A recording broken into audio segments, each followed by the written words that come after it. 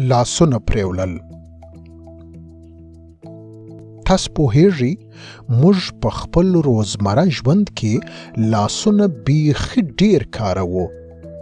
په لاسونو خوراک کوو، په لاسونو کار کوو، په لاسونو موټر چلوو، په لاسونو کور او ځایونه پاکوو.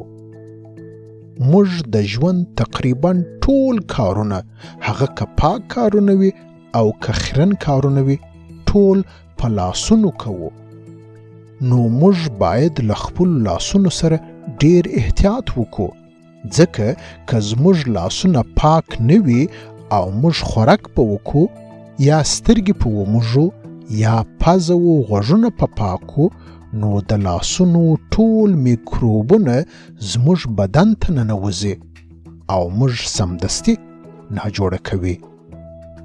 زموږ د ګوتو نوکان هم ډیر ضروري دي چې هر وخت یې کوچني وساتو، ځکه په غټو نوکانو کې تل خیرې او میکروبونه بند وي، او کله چې موږ خوراک کوو نو دا ټول میکروبونه د خوراک سره زموږ نس ته ځي او موږ ناجوړه کوي.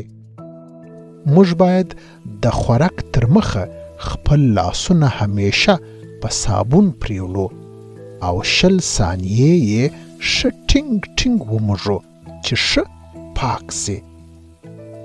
په ورځ کې تر هر کار کولو وروسته باید موږ خپل لاسونه پریولو. که د پریوللو امکان یې نه وي نو په سینیټایزر یې پاک کو چې ټول میکروبونه ځینې پاک سي.